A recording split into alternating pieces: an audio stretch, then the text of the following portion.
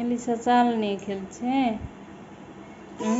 আমার তার দুইটা বাবু না তিনটা?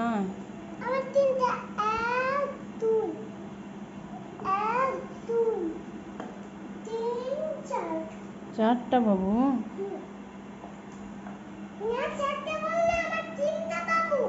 তোমার তিনটা বাবু। আর এলিসা চাল নিয়ে খেলছে।